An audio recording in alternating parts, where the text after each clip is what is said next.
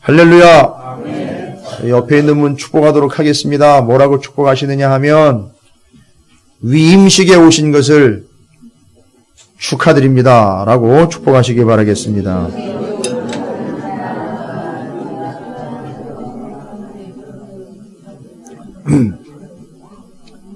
예, 오늘 성경 말씀의 레위기 8장 본문이 위임식 말씀이에요. 위임식 이야기입니다. 예, 세상적인 무슨 위임식 이런 거 생각하시면 안 됩니다. 그런 거랑은 완전히 개념이 달라요. 그래서 8장의 위임식이 진행이 되고요. 기름 부음으로 확실히 정리가 되고 난 다음에 그 기름 부음을 받은 제사장이 아론이 첫 번째 제사를 드리는 것이 9장 이야기예요. 그런데 첫 번째 제사를 드리자마자 10장에 가서 첫 번째 제사를 드렸는데 그거 한 번 드리고 둘이 그냥 확 가버립니다. 데려가 버리시죠. 나답과 아비후에. 그게 10장의 얘기예요. 이제 오후 예배 때도 좀 깊게 말씀을 나누겠지만 어쩌다 이런 일이 생겼는지, 예. 오늘 제사장의 위임식이 이해가 안 되면 나답과 아비후 이야기는 그냥 다른 불로 끝나버려요. 그럼 생각해 보세요. 왜 다른 불 짓거리를 했냔 말입니다. 왜? 몰랐냐고요. 정말 몰라서 그랬을까요? 알고 있으면서 그 짓을 한 거예요. 이게 제사장이 한 짓이란 말이에요. 첫 번 제사를 드리고 난 다음 드리자마자 그 일이 터진 거예요. 제가 전도사 시절 때 한 3박 4일씩 저 산속에 들어가서 전도사 진급 과정 중에 있는 전도사님들이 모여가지고 영성 훈련과 함께 말씀 훈련과 함께 자격 훈련을 받아요. 그러면 그 한 3박 4일 동안 못 나가요. 거기 꼭 붙잡혀가지고요. 각 지방의 감리사님들이나 선배님들이 대문을 딱 지키고 있어요. 어디가? 아이, 뭘 안 가져왔는데. 들어가. 그럼 그냥 끝나는 거예요. 그 안에서 다 해결을 해야 돼. 절대 못 나갑니다. 그리고 이제 마지막 날 되잖아요. 끝날. 그러면 이제 난리가 나는 거예요. 이야! 거기가 이제 홍성 쪽인가요? 그쪽이? 남당 갑시다. 대하 먹으러. 끝나고 이제 저쪽에 또 천안 갑시다. 순대 먹으러. 뭐 이렇게 가는 거예요. 막. 그냥 쫙 풀려지는데 제가 10장 이야기가 이해가 됐어요. 위임식이 일주일 동안 진행이 되거든요. 성막에서 떠나질 못한 거예요. 잠깐 고삐가 풀렸던 것 같아요. 예, 여기까지만. 오후 시간에 계속됩니다. 자, 아니 어떻게 세움을 받은 제사장인데, 어떻게 세움 받은 제사장인데요. 나답과 아비후는요, 만약에 그랬다면 죽어야 돼요. 자기가 잘못한 것 때문이 아니라 오늘 위임식을 보시면요, 전 이스라엘을 배신한 거예요. 죽을 수밖에 없어요. 자기 혼자 잘못했으면 괜찮은데 전 이스라엘의 기대를 완전히 저버리고 온 이스라엘 통째로 배신을 해버린 거예요. 나답과 아비후는. 왜일까요? 8장 말씀을 이해하시면 나답과 아비후의 문제가 어떤 문제인지를 알 수 있어요. 여러분, 오늘 위임식입니다. 위임식이요, 여러 가지 복잡한 제사들 이야기 나오고 뭐 제물 이야기 나왔죠? 여러분 헷갈릴 필요 없습니다. 제사장이 위임을 받을 때에는요, 제사장으로 하나님이 위임시키실 때에는요, 모든 이스라엘 백성들의 제사를 도맡아 해야 되기 때문에 한 사람 단 한 사람 세워도 제사는 한 번으로 끝나지 않아요. 순서를 보시면 속죄제, 번제, 화목제, 기름 부음으로 순서가 정리가 돼요. 그러니까 이 네 가지 절차를 해야 돼요. 그거 계속 7일 동안 하는 거예요. 어떻게 보면 질릴 수도 있어요.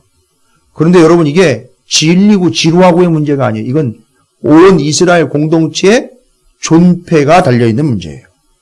그러니까 이 사람들이 제대로 안 세워지면 이스라엘에게는 소망이 없어요.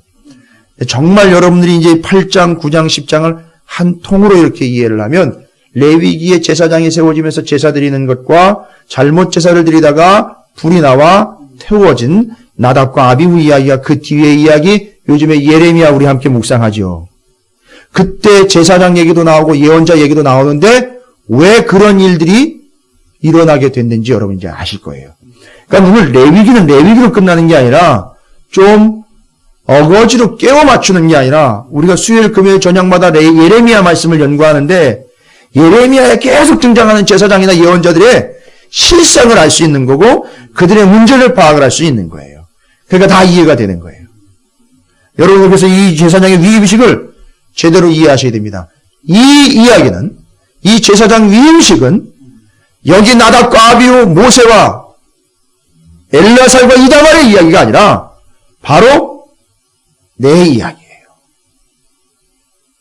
제가 기도 중에도 밝혔지만 오늘 이 예배에 참여한 여러분은 그냥 1시간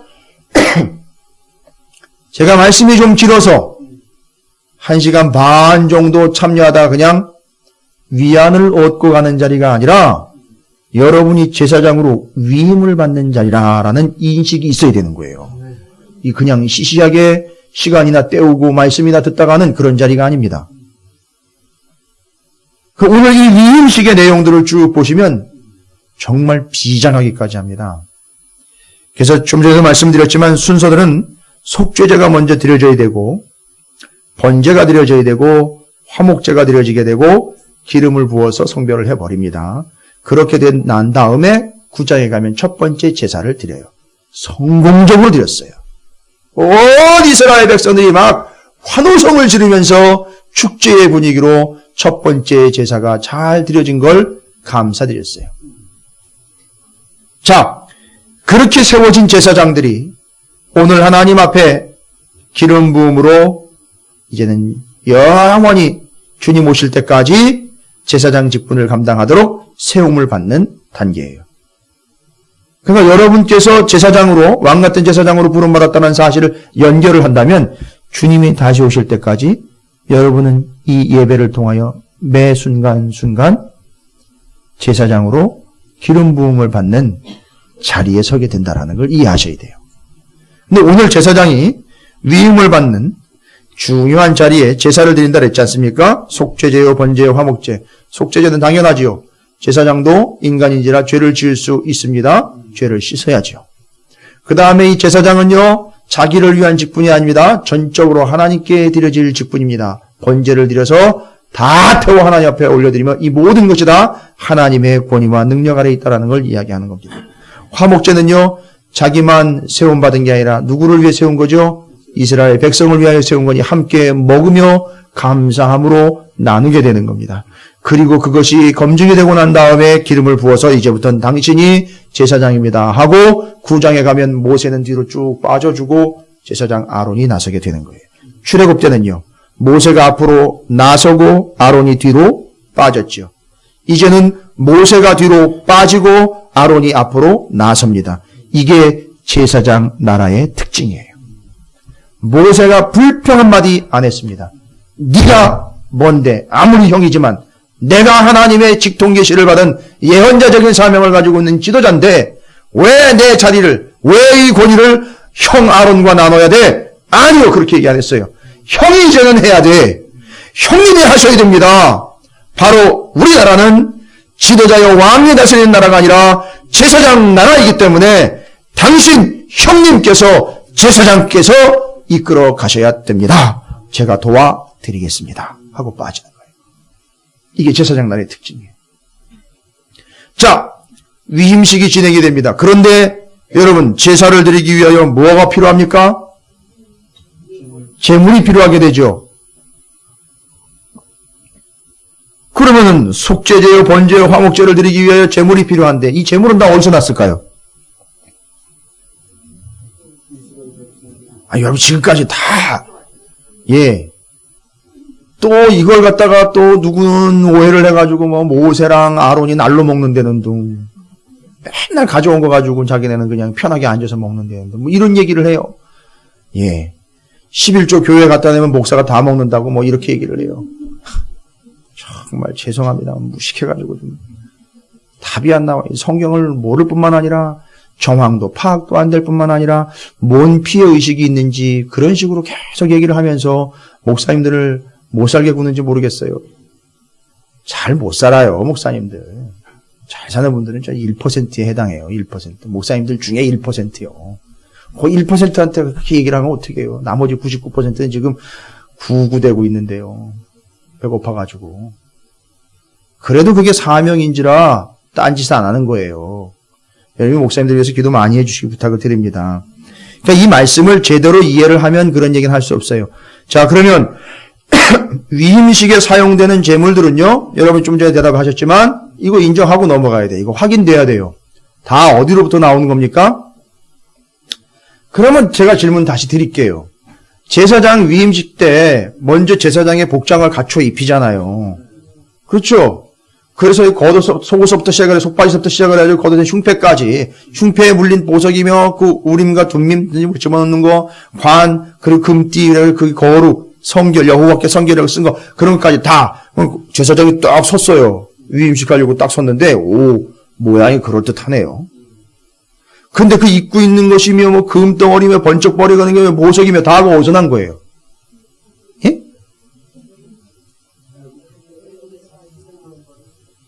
애굽에서 가지고 나온 것을 성막 짓고 제사장한테 입힐 옷 만들고 하는 거를 위해서 뭐 하라 그랬어요?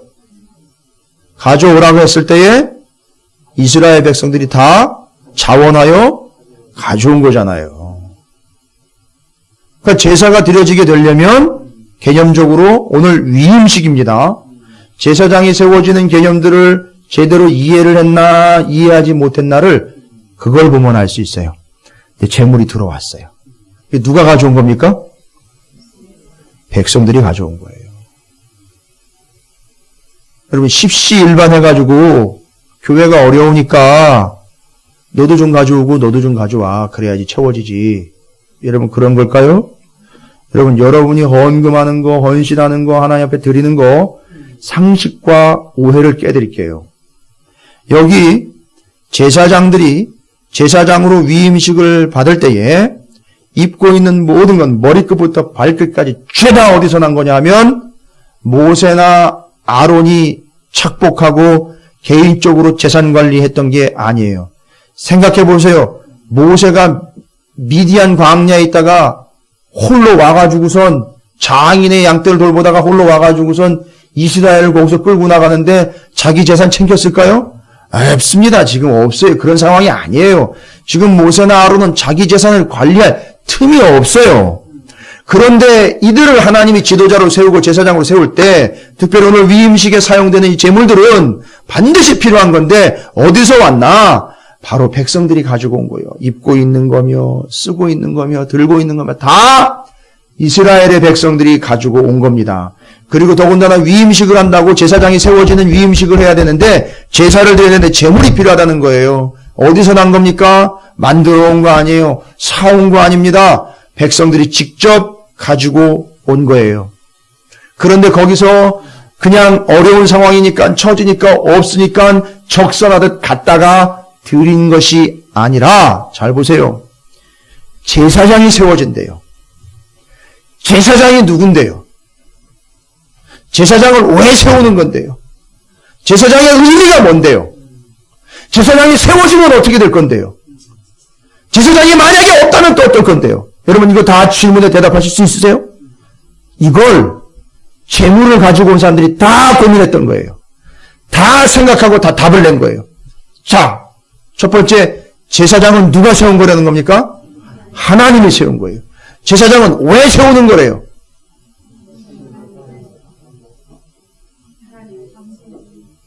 자기들 입장에서 보면은요. 보세요. 죄를 지을 수밖에 없는 본인의 위치에서는요. 이 죄의 문제가 해결되지 않으면 하나님에게 나아가는 것은 물론이고 죄를 계속 짊어진 채로 살아가다간 어떻게 돼요? 죽고요. 그러니까 재물을 가지고 온 사람들은 솔직하고 간단하게 이야기하면 죽기 싫어서 살고 싶어서요. 죽기 싫어요. 살고 싶어요. 반드시 누가 필요해요? 제사장이 어떻게 해주니까요? 위로해 주니까요? 상담해 주니까요? 좋은 얘기 들려주고 세상 얘기 들려주니까요? 아니죠. 무엇을 통해서요? 제사를 통하여 그의 본질적인 죄의 문제를 해결해 줄 수 있기 때문이에요. 이걸 깨닫는 사람만 재물을 가져오는 거예요. 나한테는 재산도 있고 가족도 있고 삶의 자리도 있고 든든한 가죽으로 만든 텐트도 있지만, 죄송한 얘기지만 성경에 안 나와 있습니다만, 그냥 우리식으로 이해하면 다른 어떤 집 텐트보다 우리 집 텐트는 가죽이 빳빳한 데다가 숨을 쉬고 거의 고어텍스 수준의 텐트를 쓰고 있고, 폴대가 다른 집은 3개인데 우리 집은 4-5개야. 아무리 자랑을 해도 내게 그런 텐트가 있고 그런 재산이 있고 그런 자동차가 있고 그런 누릴 만한 것이 있어도 내 죄의 문제는 그것이 해결해 줄 수 없다는 거예요. 그러니까 나는 지금 내 죄의 문제, 내 본질, 나는 살아야 되겠다는 거예요. 나는 하나님과 가까워져야 되겠다는 거예요. 그러면 반드시 나한테 필요한 건 천막이나 돈이나 누리고 있는 것, 자동차, 집이 아니라 나한테 필요한 건 뭐라는 거예요? 저 사람 제사장이 필요하다는 거예요. 저 사람이 있어야, 저 사람이 세워져야 내 죄의 문제가 해결 안 받지. 그러니까 내 재산 아까울 게 아닌 거예요. 그걸 가지고 나오는 거예요. 저 제사장이 필요해. 저 제사장이 제사를 드려줘야 내 죄는 사함받고 나는 하나님 앞에 설 수 있으며 나는 죽지 않고 구원을 얻을 수 있지라고 인식된 사람들만 가지고 올 수 있는 거예요. 그렇게 인식하고 있는 사람들만 위임식자리에 나올 수 있는 거예요. 그런데 다 나왔어요. 그리고 서로 그 위임식의 제사를 위하여 자기 제물을 갖다 드리라고, 바치라고, 쓰시라고 갖다 드렸던 거예요. 그리고 그걸 받아서 지금 제사장의 위임식을 진행하고 있는 겁니다. 따라서 하나님 앞에 예물을 드리며 제사장의 위임식에 제물을 드릴 수 있는 사람은 누구냐? 저 제사장이 나한테는 필요한 존재입니다. 그러니까 자신은 뭐라는 걸 인정하는 거예요? 나는 죽을 수밖에 없는 죄인이다를 인정하는 거예요. 그걸 인정하는 사람만이 예수가 누구인지를 아는 거예요. 그걸 인정하는 사람이 예수가 필요하다는 걸 고백할 수 있는 진정한 그리스도인이 되는 거예요. 나는 저분이 필요합니다. 누구요? 예수 그리스도, 내 죄를 위하여 대신 죽으시고 제물이 되시고 대제사장이신 저분 예수가 필요합니다 하는 이들만 나올 수 있는 거예요. 오늘 이 주일 예배가 바로 그 예배입니다. 오늘 여러분이 혹시라도 많고 적음을 떠나 하나님 앞에 시간과 마음과 물질과 정성과 뜻을 드린다면 그건 바로 하나님이 여러분을 하나님의 나라의 뜻 합당하게 하나님이 나를 구원하시려고 하는 그 놀라운 위임식에 참여했던 그들처럼 온전한 믿음으로 드려지는 희생의 제물이 될 줄로 믿습니다.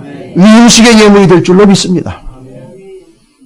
그러니까 위임식에 사용된 제물들의 출처를 보면 바로 이스라엘 백성들이 그들에게 무엇이 필요하다는 걸 알았죠? 제사장이 필요하다는 걸 알았어요. 그래서 철저하게 제사장을 바로 세우고 온전히 세울 때에 위임식에 자신들의 제물을 갖다 드려 제사장을 세우는 데 헌신했던 거예요. 근데 잘 보세요. 시간이 가면서 제사장 필요 없다고 해버린 결과 사사시대요 왕정시대 때 무슨 일이 있었는지 여러분이 아시잖아요. 그게 그들의 현 주소였었어요. 그렇게 돼버리는 거예요. 결국 왜 그렇게 됐느냐? 본질로 따라가 보면 이 위임식에 그렇게 나는 저 제사장이 필요합니다라고 제물을 들고 나왔던 그들이 나는 제사장 필요 없수. 그러면서 제사장에게 위임식을 위하여 하나님에게 드려지는 제물이 어디로 가버리는 겁니까? 우상에게로 가버리는 거예요. 그러니까 제사장이 필요 없는 거예요. 그러니까 끝나는 거예요. 그러니까 그냥 죄를 짊어진 채로 죽게 되는 겁니다. 그래서 우상 숭배가 그런 이 구조를 가지고 있는 상황인 거예요. 여러분은 바로 여러분에게 예수 그리스도가 필요하다는 것, 대제사장이신 우리 구주 예수 그리스도가 필요하다는 것 때문에 하나님 앞에 이 시간에 나오신 줄로 믿습니다. 아멘. 그래서 그 구원의 확증을 가지고 구원의 소망을 가지고 이 자리에 나온 것, 바로 그것이 예배의 자리인 거예요. 아멘. 시간 때우고 예배를 안 드리고 일주일 동안 살면 하나님 뭐 벌 주실까봐? 아니요. 그 개념이 아닌 거예요. 여러분은 여러분 스스로가 하나님이 어떤 의미이고 내게 있어 예배는 어떤 의미인지를 이 위임식에 나온 이스라엘 백성들처럼 그렇게 하나님 앞에 나와 계신 줄로 믿습니다. 그래서 오늘 이 자리가 여러분에게 큰 은혜가 되기를 주님의 이름으로 축원을 드립니다. 근데 이 위임식은요, 제사장으로 세우는 이 위임식에 본질적인 의미가 있어요. 위임하다, 위임식 할 때 이 위임이라는 단어가 가지고 있는 의미가 참 독특합니다. 저도 예전엔 이걸 잘 몰랐어요. 근데 말씀을 준비하다 보면서 이 위임이라는 단어가요, 그냥 이렇게 무언가를 넘겨주고 권리를 이양해주는 개념이 전혀 아니에요. 우리가 이해하고 있는 그런 위임이라는 개념이 아니에요. 여러분, 하다못해 동사무소를 가서도 본인이 아니면 다른 사람이 위임장 쓰잖아요. 그런 개념이 전혀 아니에요.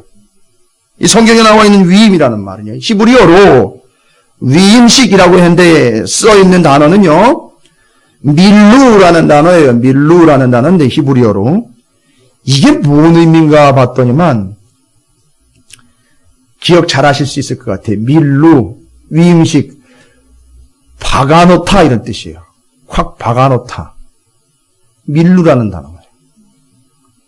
좀 이해하시기 좀 어려우신 것 같아가지고 그걸 박아놨는데 그냥 박아서 버리는 게 아니라 봉헌할 때 박는 것처럼. 여기 꽃꽂이 할 때 박잖아요. 오아시스에. 그렇죠?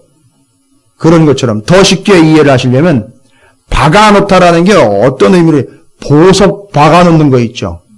보석 박아놓는 거. 감이 오셔요? 반지도 끼고 오셨습니까? 결혼 예물이나 특별한 의미를 위해 여러분이 끼고 다니시는 반지라든지 목걸이, 귀걸이 등에 링이 있다면 그 링에다가 보석을 조그맣게 좀 박아놓은 것들이 있죠. 여러분 그거를 이해하시면 돼요. 그래서 위임이라는 말은 그렇게 보석을 박아놓다라는 뜻이에요. 그러니까 그 위임이 제대로 안 되면 어떤 개념이냐면 마치 반지에서 그 보석이 빠져나간 것 같은 모양이에요.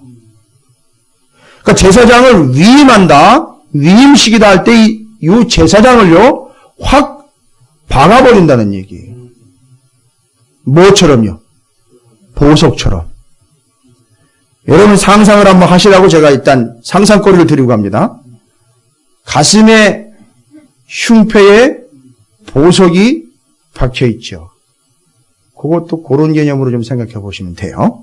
이건 나중에 말씀드립니다. 그러니까 지금 제사장을 희생제물로부터 시작을 해 제사를 드려서 기름을 부어서 제사장으로 세웠다. 이건 제사장을 어떻게 했다? 박아버렸다 이거예요. 확 박아버린 거예요. 그냥 확 박아서 절대 움직이지 못하도록 그냥 거기다가 꽂아놓은 거예요. 이게 위임식의 의미예요. 그러면 요거는 1차적인 의미예요. 요 밀루라는 단어가 어디로부터 왔느냐 하면 말레라는 단어로부터 왔어요. 제가 일부러 천천히 또박또박 말씀드립니다. 우리 찾으시는 교회는 이제 히브리어 원어를 자주 접하기 때문에 천천히 잘 생각하시면서 말씀을 받아들이시라고 이거 원어를 모르면요, 죄송합니다. 죽을 때까지 엉뚱한 소리 하다 가요. 아니, 하나님 그렇게 얘기한 적이 없는데 그렇게 이해를 하고 간단 말이에요. 마치 하나님의 권위 중에 하나를 떼어가지고 준 것처럼 위임식을 너무 빈약합니다. 너무 아쉬워요. 그건 아니에요. 자, 위임식 그 자체는 모양새가 그냥 제사장을 반지의 보석처럼 그냥 확 박아버리는 거예요. 꼼짝할 수 있을까요? 없을까요? 절대 꼼짝 못합니다. 딴 데 갈 수 없어요. 딴 짓 할 수 없어요. 딴 생각할 수 없어요. 이게 제사장이에요. 확 박아버리는 거예요. 그런데 이 밀루라는 단어에 확 박아버리다라는 단어가 어디로부터 왔느냐 하면 어원이라는 게 또 있어요. 요거까지 해야 돼요. 그러니까 이 밀루라는 단어, 확 박아버리다는 단어가 어디로부터 왔느냐 하면 말레라는 말로부터 왔는데, 여러분 말레라는 말은 뜻이 뭐냐 하면 가득하다, 충만하다. 그 다음에 이제 가득하다, 충만하다는 요 단어가 이해돼야 설명이 될 수 있어요. 어떻게 해요? 울타리로 막혀 있다라는 뜻이에요. 밀로 콱 박아버리다라는 단어가 말레라는 말로부터 왔는데 어떻게 됐다고요? 울타리로 막혀 있다. 밀루라는 말은요, 위임식, 그냥 사용됐던 위임식이라는 말은 뜻이 뭐라 그랬죠? 박혀 있다. 근데 이 밀루라는 말이 어디로부터 왔다고요? 말레라는 말로부터 왔어요. 말레는 울타리로 막혀 있다. 박혀 있는데 어디 박혀 있는지를 이야기해 주는 거예요. 감 잡으셨어요? 이거 설명하실 수 있을 정도로 이해하셔야 돼요. 나중에 엉뚱한 소리에 쌓는 사람들한테 제사장과 성막의 의미가 뭔지를 설명을 해 주실 수 있어야 돼요. 그래서 두 개를 같이 말씀을 연결해 드리는 거예요. 말레에 밀루된 거예요. 말레, 울타리로 막혀 있는 데에 밀루 박혀버린 거예요. 뭐 얘기하는지 아시겠어요? 예? 울타리로 막힌 것, 그 뭐예요? 성막이에요. 성막에 보석처럼 콱 박혀서 여기 떠나면 안 되는 거예요.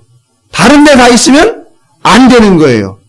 다른 생각하면 안 되는 거라고요. 그래서 그 울타리로 막혀있는 말레에 밀로 박아놓는 사건이 바로 위임식이 되는 거예요. 그게 위임이라는 말의 진정한 뜻이에요. 헷갈리지 마시기 바랍니다. 그 위임식, 제사장으로 위임했다, 세웠다라는 말은 성막이라는 울타리 안에 하나님이 제사장으로 그를 박아놓은 거예요. 그러니까 반지 얘기 다시 할게요. 따라서 그 보석에 박혀있는 반지는 링과 함께 보석 알이 같이 가는 거예요. 절대 분리시키면 안 되는 거란 말이에요. 빠진 채로면 문제 생긴 거예요. 따라서 나답과 아비후가 무슨 문제가 생겼던 거냐면 바로 이 개념이 부서진 거예요. 무슨 얘기인지 아시겠죠? 다른 불이라면 벌써 나답과 아비후는 다른 생각을 했던 얘기고 거기 일주일 동안 있다가 뭔 스트레스가 그렇게 많이 쌓였는지 모르겠지만 다른 데 갔다 온 거예요. 박혀 있어야 되고 개념상 그 개념을 늘 받고 있어야 되는데 다른 생각이 들어왔든지 다른 짓을 했든지 다른 데 갔다가 다른 불이라는 개념으로 이것이 깨진 거예요. 위임식이 박살이 난 거예요. 나답과 아비후는 위임식이 박살이 난 거예요. 그러니까 보석과 링이 분리가 되어버린 거예요. 그러니까 나답과 아비후는 끝난 거란 말이에요.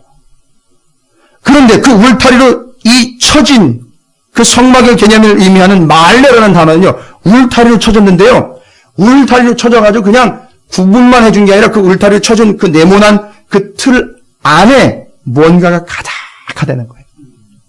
충만하다는 거예요. 여러분, 그럼 제가 여러분에게 질문을 드릴게요. 울타리는 다른 게 아니라 성막이잖아요. 그죠? 거기에 충만한 거예요. 가득한 거예요. 뭐가 가득합니까? 뭐가 가득해요? 뭐가 맨날 떠나지 않고, 뭐가 맨날 충만하고, 거기는 뭐 때문에 세워졌고, 뭐 때문에 만들어졌는지 그 울타리는요. 하나님 뭐 하시려고요, 거기? 임재하시려고요. 거기서 말씀하시는, 그래서 뭘 꺼뜨리지 말라 그랬어요. 그러니까 뭐가 충만한 거예요? 불이 충만한 거예요. 하나님의 임재가 충만한 거고, 말씀이 충만한 거라고요. 그러니까 나답과 아비후는 임재와 하나님의 말씀을 떠났던 거예요. 거기 박혀 있어야 되는데, 떠난 거란 말이에요. 그 하나님의 임재와 하나님의 말씀이 충만한 그 자리를 떠난 거예요. 다른 불은 다른 게 아니에요. 결론은. 그러니까 이 위임식은 바로 그걸 이야기하는 거예요. 하나님의 임재와 말씀과 능력과 은혜가 충만한 그 울타리 안에 콱 박혀서 갇혀있는 듯하지만 절대 떠나가지 않는 자, 그게 제사장인 거예요. 여러분, 이게 이해가 안 되면 여러분 평생 예수 믿으면서도 내가 왜 이러고 살아야 돼? 이렇게 질문한단 말이에요. 여러분, 누구는 건강이라는 울타리에 갇혀 있어요. 그죠? 누구는 재정이라는 울타리 안에 갇혀 있는 것 같아요. 누구는 관계의 울타리 안에 갇혀 있어서 사람들과 관계도 안 되는 것 같고, 일도 안 풀리는 것 같고, 고민 생기고 아픔이 생기고 실제로 신체적으로 건강상의 문제도 생기고 돈이 없어가지고 돈 때문에 절절매는 마치 그 사각 링 안에 갇혀있는 재정의 링, 또 건강의 링, 내지는 관계의 링, 울타리 안에 갇혀있는 것 같은데 여러분 보세요. 갇혀있는 것이 아니라 그 안에 뭐가 충만하더라? 하나님의 은혜와 임재와 말씀이 충만하더라. 그러면 거기는 뭐가 되는 겁니까? 성막이 되는 거예요. 그리고 거기에 그렇게 내 하나님은 뭐 하신 거죠? 밀로 박아 놓으신 거예요. 뭐로요? 제사장으로. 여러분 이 사실을 깨달으셔야 돼요. 그래서 여러분은 잘 먹고 잘 사는 백성으로가 아니라 그런 자리, 비록 그런 아픔의 자리, 비록 그런 고통의 자리, 비록 그런 고민의 자리, 비록 그런 실패의 자리, 그런 아픔의 자리일지라도, 그런 비약한 자리일지라도 거기 하나님의 임재와 영광과 말씀이 충만할 때에 거기를 나로 박아놓으신 거예요. 그러면 나는 뭐가 되는 겁니까? 돈 없는 자, 초라한 자, 건강이 없는 자, 연약한 자, 나약한 자, 부족한 자가 아니라 한마디로 정리돼 버립니다. 나를 뭐로 부르신 거예요? 제사장으로 그냥 부른 게 아니라 이제부터는 여러분 개념 정리를 확실하게 해서 제사장으로 불렀다. 못 들으면 그만이에요. 안 들었다는 그만이에요. 언제 그러셨어? 이러면 끝나는 거예요. 그런데 하나님 뭐 했다? 밀로 아예 거기다가 박아버리신 거예요. 그냥 꽂아버리신 거라고요. 뭘로요? 제사장으로요. 그럼 여러분 그 울타리를 이렇게 생각해 보세요. 여러분이 가지고 있는 울타리, 여러분이 갇혀있는 듯한 울타리. 그런데 이 음식의 제사장은 며칠 동안 거기 갇혀 있었다고요? 7일 동안이에요. 7은 완전수예요. 아주 끝까지 갇혀 있는 거예요. 그냥 제대로 될 때까지 갇혀 있는 거란 말이에요. 7이라는 숫자가 그걸 얘기해. 7 창세기에 나온 숫자잖아요. 7일째 안식. 7이라는 숫자는 그냥 될 때까지, 온전하게 될 때까지 거기 박혀 있는 거예요. 그래서 7일 동안 이 음식을 통해 제사장이 울타리 안에 박혀 있었다. 이것이 그들의 사명이고 소명이고 위치였어요. 여러분 마찬가지 그 삶의 어려운 사각 울타리 안에 하나님의 임재와 영광을 통하여 7일 아주 그냥 녹아치도록 지긋지긋할 정도로 세상이 봤을 땐 다 죽었구만 할 때까지 그냥 하나님은 거기다 여러분을 확 박아놓으셨어요. 제사장으로요. 왕 같은 제사장 삼으려고. 따라서 오늘 이 자리는 그 위임식의 자리와 마찬가지의 자리예요. 여러분의 삶의 자리는 성막인 거예요. 그렇게 구별되어 사는 것이고 거기서 그렇게 끝까지 제사장의 사명을 감당하는 것이고 거기서 그렇게 온전하게 감당하며 사는 거예요. 그 자리가 제사장이 설 자리입니다. 저도 이 말씀을 연구하면서 조금 큰 성막 기대할 게 아니구나. 그렇죠. 이제 그러기 시작하면 잘못 받아들이면 이제 난리 나는 거죠. 그렇죠? 조금 큰 성막, 저 목사는 좀 큰 성막에 있네. 뭐 이런 식이 돼버리는 거예요. 그죠? 저 사람은 좀 더 나은, 벽돌로 만들었네? 저 울타리를? 이런 식 돼버리는 거예요. 우리는 그게 아니에요. 어느 자리가 됐든 그 자리로 하나님은 우리를 제사장으로 보석처럼 어떻게 버린 거예요? 박아버린 거예요. 거기다가. 여러분, 여러분의 삶의 자리는 위임식의 자리입니다. 아무리 아프고 부족한 듯, 연약한 듯, 보잘것없는 듯, 사람들이 나를 무시하는 듯 보이는 그 자리일지라도 거기는 하나님의 영광과 말씀과 은혜가 충만한 사각 울타리 성막 아니에요. 그리고 거길 떠나지 말라고 여러분을 제사장으로 박아놨어요. 그냥 평민이면 나가도 되잖아요. 그죠? 그렇잖아요. 그러니까 떠나지 말라고 뭘로 만들어가지고 박았어요? 제사장으로 만들어 박아놓으신 거예요. 할렐루야! 여러분은 하나님의 제사장들이에요.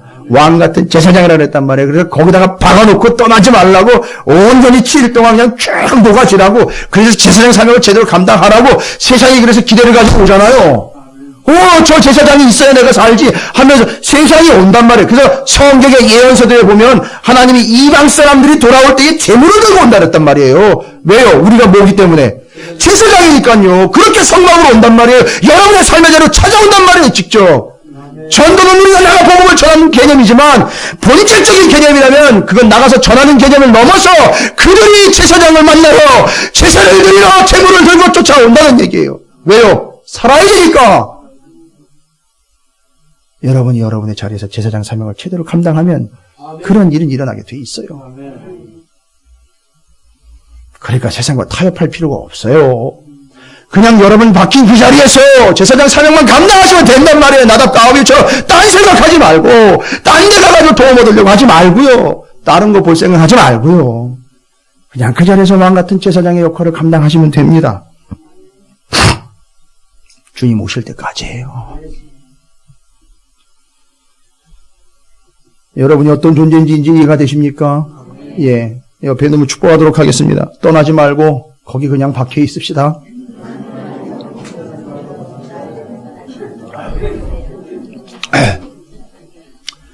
한 번 더 축복합니다. 그러고 보니 당신 진짜 제사장이네요. 예.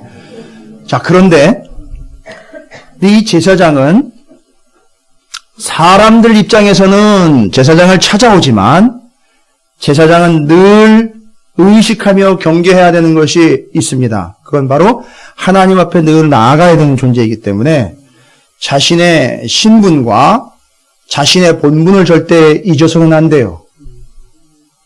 이게 잘못 거꾸로 발생이 되면, 거꾸로 적용이 되면 뭐예요? 사람들한테 내가 제사장인데 요 따위로 나와요. 이게 방향 전환이 잘 돼야 되는 거예요. 그렇죠. 이해하시기 쉽게 말씀드린 거예요. 그러니까 사람들을 딱 보고 서면 야 까불지 마라 제사장이야 이렇게 돼버린단 말이에요.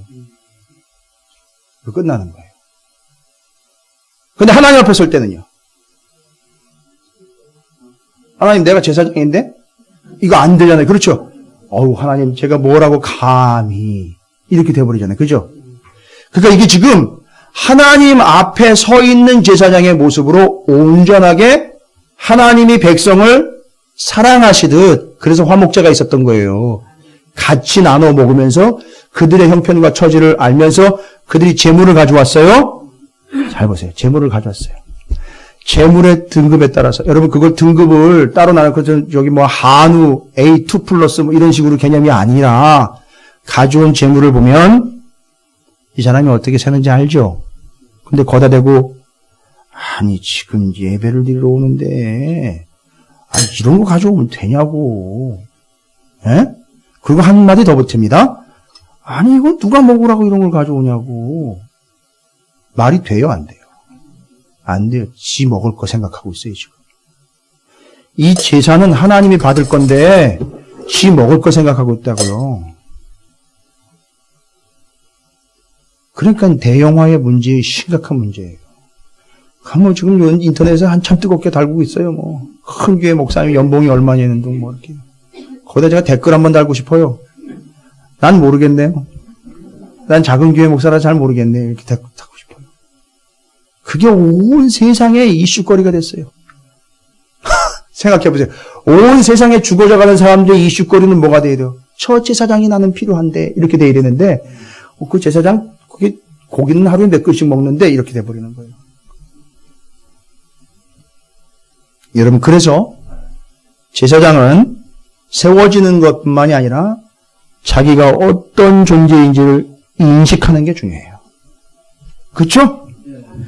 하나님 앞에는 그런 척하다가 사람들 앞에 딱 돌아서 가지고 야, 뭔 이딴 걸 가지고 왔어? 더 가지고 와 내지는 아이 정말 죄송합니다. 재수없네 진짜. 이런 식으로 막 나갈 수 있거든요. 이게 제사장이요. 엉망되기 시작하면 끝나는 겁니다, 여러분. 이거 엉망되기 시작하면은요, 나라가 망하는 거예요. 그죠? 제사장 나라 문 닫는 거예요. 근데 왜 이 제사장이 제대로 역할을 감당하지 못한 사사시대나 왕정시대에 그런 일이 생겼을까? 저는 일정 부분 제사장들에게도 책임이 있었다라고 생각을 해요. 아니, 첫 번 제사 드리고도 나답과 아비후가 그따위 짓을 했는데, 시간 가다 보면 그런 거 안 남았을까 싶어요. 그죠? 또 너무 또 격하게 반응을 하시네요, 또. 그러니까 제사장도 문제가 있었던 거예요, 결론은. 백성들도 문제가 있었지만 제사장도 문제가 있었던 거예요. 그건 부인하면 안 돼요. 충분히 그럴 수 있어요. 왜냐하면 돈 받고 예언했던 사람들도 있고요. 돈 받고 제사 드려준 사람도 있어요. 그래서 제가 대신막 때 말씀드린 거예요. 절대 신방과 예배 드리고 목사한테 감사하다는 의미는 알지만 돈으로 사람이 되지 말라고 제가 말씀드린 거예요. 이건 우리 교회가 앞으로 역사가 얼마가 되든 모르겠어요. 불교육자가 생기든 전도사님들이 생기든 어쩌는지 모르겠지만 끝까지 가져가야 될 원칙이에요. 그건 기초예요. 어디 예배를 드리고 하나님 앞에 예배를 드리고 그거에 대한 보상으로 죄송합니다. 여러분들에게 제대로 가르쳤어야죠. 못 가르친 게 저희들 탓이죠. 제가 왜 이런 얘기를 드리느냐면, 왜 이런 치부까지 들어가면서 말씀드리냐면, 하나님이 제사장에게 너가 어떤 존재인지를 잊지 말라고 정확하게 가슴팍에다가 새겨놓은 게 있어요. 그건 흉패에 새겨진 12보석이라고 착각을 하실 수, 그건 아니에요. 이건 12보석은요, 하나님 대신에 자기 가슴에 박아놓은 거예요. 12지파, 하나님의 백성. 역시나 그들조차도 어떤 존재가 되는 거죠? 보석처럼 박혀버리는 제사장 나라 되는 거예요. 그래서 제사장의 가슴에다가 박아놓은 거예요. 그들도 다 제사장 나라의 백성이라는 얘기예요. 그래서 무조건 감나가는 보석이라 그래가지고 자기네가 그런 보석과 같은 존재니까 나를 잘 대우해야 된다라고 이렇게 목이 곧아가지고 건방을 떠는 게 아니라 자기들도 제사장의 가슴에 박혀진 제사장과 같은 존재라는 걸 잊지 말라는 거였고요. 제사장한테는 하나가 더 있었어요. 흉패 안쪽에 주머니가 있었는데 거기다가 뭘 집어넣느냐면 우림과 둠밈을 집어넣었어요. 근데 이게 우림과 둠밈이요, 애매해요. 정확하게 설명이 안 됐어요. 모양이 뭐고 재질이 뭐고 용도가 뭔지를 정확하게 설명이 안 됐어요. 그냥 언급된 거 하나 가지고 짐작은 하는데 제사장이 소위 말하면 하나님한테 물어가지고선 판단을 받아야 될 걸 이걸 2개를 가지고선 물어보면은 이제 그걸로 가지고 답을 얻었대요. 여러분, 그거 제가 처음에 그 얘기 들었을 때 어떤 느낌이 들었느냐 하면 옛날에 학교 앞에서 뽑기 하던 거 생각나더라고요. 뽑기 하던 거요. 왕잉어 뽑으려고요. 번호판 배치해놔가지고선 그거 번호 뽑으면 그거 번호랑 일치하면 나오는 거 그거. 자꾸 그게 생각이 나더라고요. 그건 아닌 것 같아요. 그걸 몰라가지고 그걸 돌멩이 둘이라고 그렇게 일컬어지는 우림과 둠밈을 써야 되느냔 말이에요. 하나님 말씀하고 계시는데. 그걸 굳이 꼭 던져보고 그거 뽑아보고 해야지 되느냔 말이에요. 자, 그 개념이 아니에요. 단순히 그런 개념이 아닐 거라는 거예요. 그리고 왔더니만, 마틴 루터가, 종교개혁을 이끌었던 마틴 루터가 이 우림과 둠밈을 다른 소리 아예 안 하고요. 구차한 소리 쓸데없는 소리 안 하고 아예 마틴 루터는 이 우림과 둠밈을 그냥 뭐라고 해석을 해버리냐면 빛과 공의 이렇게 그냥 해버렸어요. 그리고 다른 해석 달지 않게. 근데 말 그대로 맞아요. 이 우림과 둠밈의 우림은요, 빛이라는 뜻이에요. 빛, 그냥 빛. 우림은 빛이라는 뜻이에요. 그 다음에 둠밈은 온전하다, 죄 없다, 흠 없다, 순진하다, 올바르다, 올바르게 하다, 올바름 이런 뜻이에요. 그러니까 우림과 둠밈은 용도를 위한 것이 아니에요. 뭘 위해서 써먹으려고 놓았던 것이 아니고, 이해가 되셔요? 제사장의 가슴팍에다가 집어넣은 것 우림과 둠밈은 빛과 공의 온전함.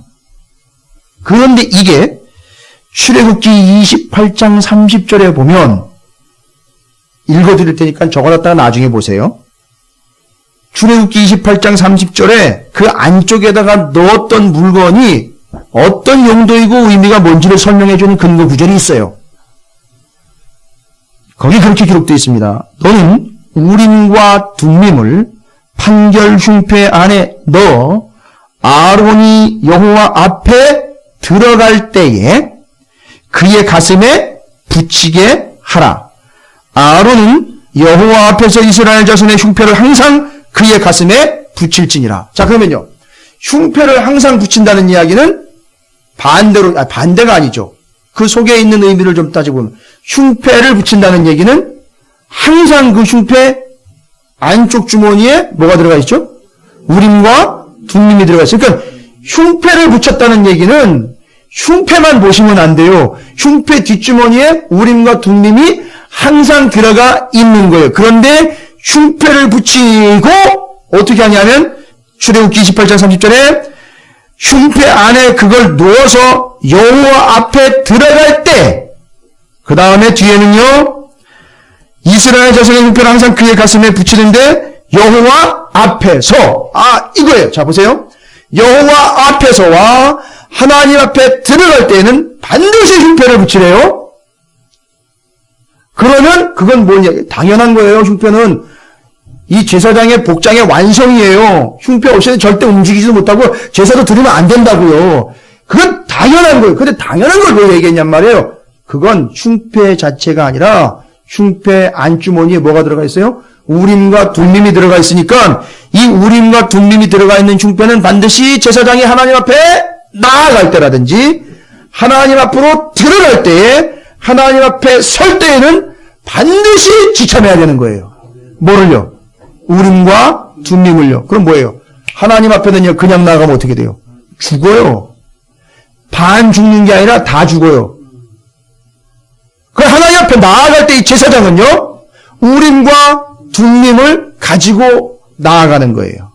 정확하게 얘기하면요. 자, 그런 모든 복장들 가운데 정말 유일하다고도 볼 수 있는 우림과 둠림은 제사장을 위한 거예요. 온전히.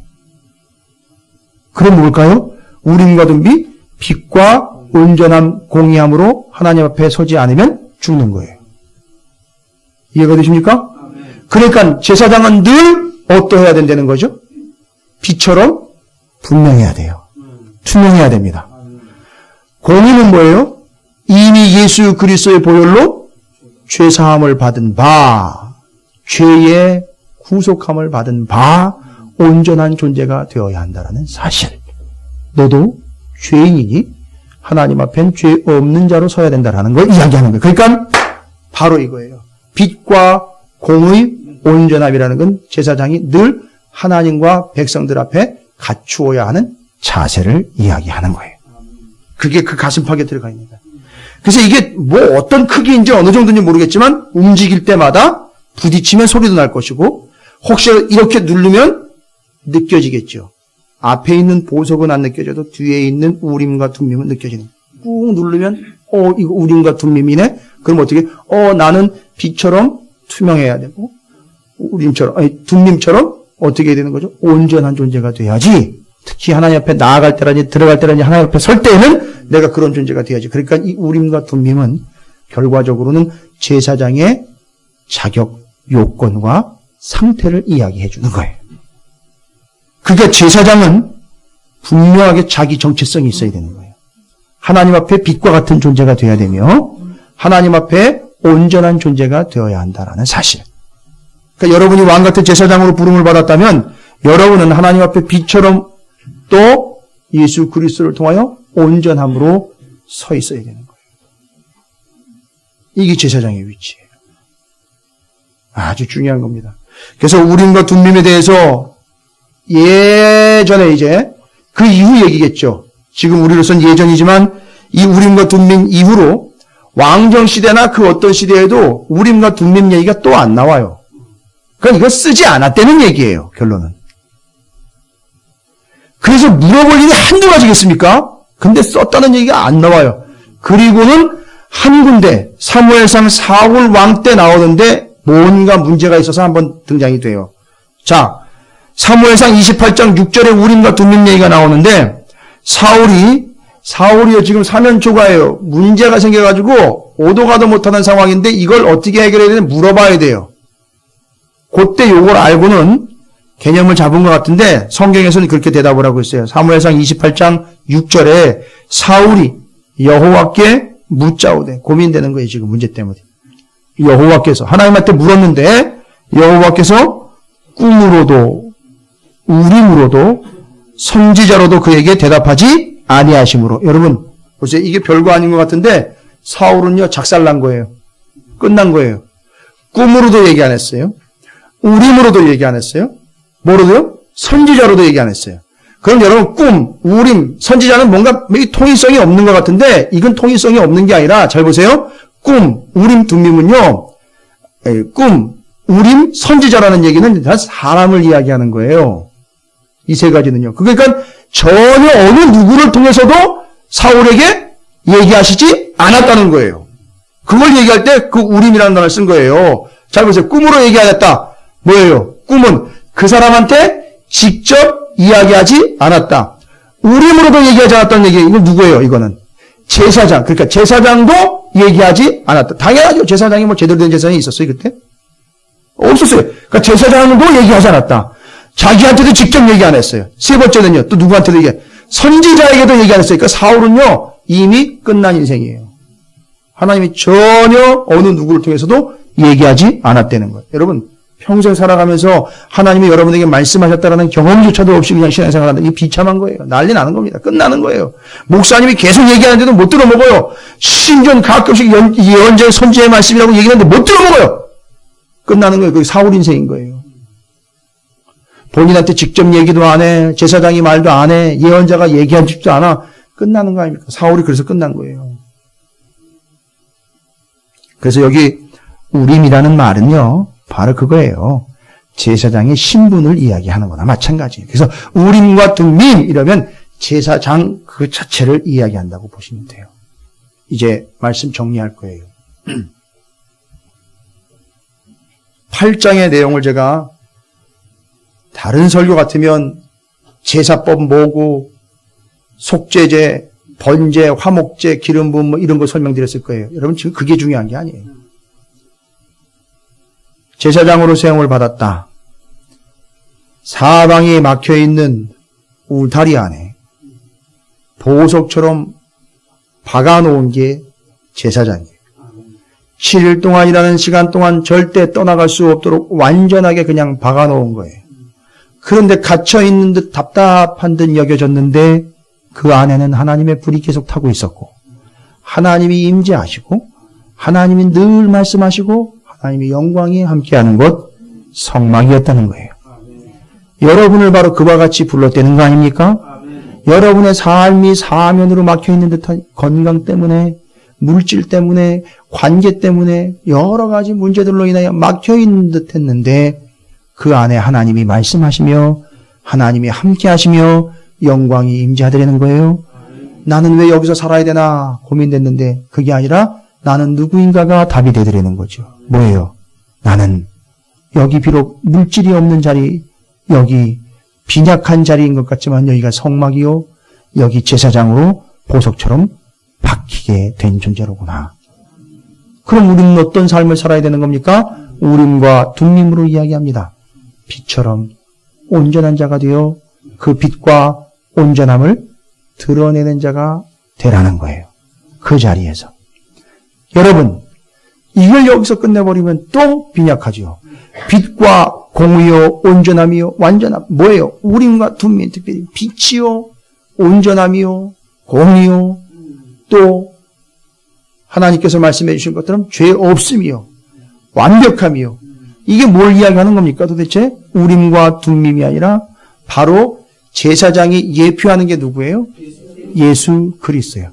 주님 오실 때까지 가슴팍에 우림과 둠밈을 박아서 바로 내가 제사장인데 빛과 공의로 오실 예수 그리스도를 평생 잊지 말고 가슴팍에 박아두고 예수 오실 때까지 자신의 사명을 그 자리에서 온전하게 감당해 내라는 것, 그게 제사장의 사명이라는 거예요. 따라서 오늘 우리는 하나님께서 이 땅 가운데 왕같은 제사장으로 그 자리에 비록 어렵고 힘든 자리 같지만 거기 불러서 제사장으로 박아서 그 가슴팍에는 우림과 둠밈이라는 빛과 공의를 잊지 말고 예수를 가슴에 박아 주님 다시 오실 때까지 그 사명을 감당하며 예수의 빛, 예수의 공의를 드러내는 존재로 살아가라고 오늘 우리를 제사장들로 불러주신 줄로 믿으시기 바라겠습니다. 네. 여러분의 삶의 자리예요.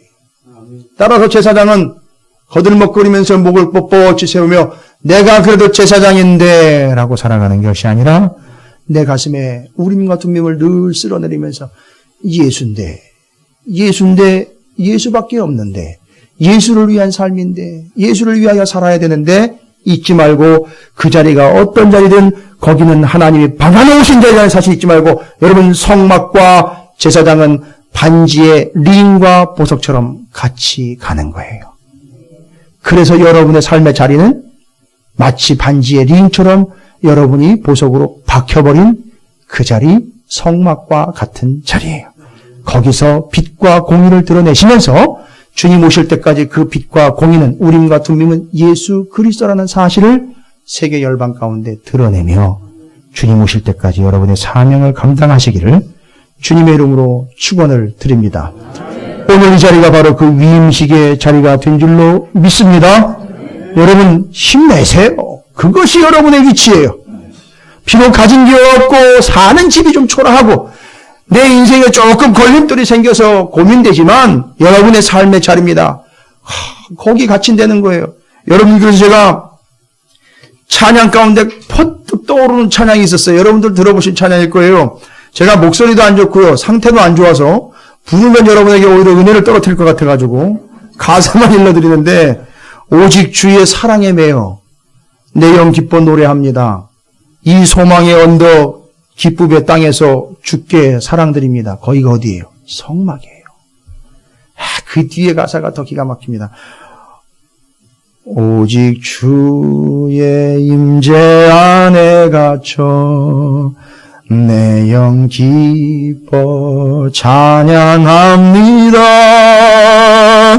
예소명의 언덕 거룩한 땅에서 주께 경배드립니다. 바로 그 땅이 임재에 갇혀있는 그 자리, 성막의 자리였었어요. 여러분이 살고 있는 그 자리예요. 그 자리를 탓하지 마세요. 내가 누구인지를 빨리 확인하세요. 나는 하나님이 보석처럼 박아버린 제사장이라는 사실. 그리고 가슴을 만져보세요. 아, 우림과 둠밈, 빛과 공의, 예수 그리스도가 나와 함께 하시는구나. 나는 이제는 내 사명은 이 소망의 언덕에서 이 거룩한 하나님의 임재 이 성막의 자리에서 빛과 공의인 예수를 드러내며 사는 자가 돼야 되는 거구나 라고 잊지 마시기를 주님의 이름으로 축원을 드립니다. 옆에 있는 분 축복합니다. 떠나지 마시고 제사장의 사명을 감당하시기 바랍니다 라고 축복하시기 바랍니다. 자, 이 시간에 우리 함께 결단하며 기도했으면 좋겠습니다. 하나님, 나를 부르신 거기가, 나를 부르신 자리, 사방이 갇혀있는 것 같은데 거기는 하나님의 말씀이 충만하고 시시때때로 하나님이 임재하시며 말씀의 불이 꺼지지 않는 그 자리는 이미 하나님의 임재로 가득한 자리, 내가 비록 불편하고 어렵고 힘든 자리지만 거기는 하나님의 제사장을 보석처럼 박아버린 그 자리, 내 가슴에 우림과 둠밈으로 자리 잡고 계시는 우리 구주 예수 그리스도를 끝까지 전해야 할 그 자리, 거기로 부름받은 나는 제사장, 이제는 겸손하게 그 주님이 다시 오실 때까지 그 우림과 둠밈 되시는 예수 그리스도를 전하며 나누며 선포하며 나아가는 삶을 살겠노라. 나를 불러주신 은혜에 감사하며 그 사명을 결단하며 주의 이름을 크게 한번 부르시고 통성으로 기도하며 나아가겠습니다. 기도하겠습니다.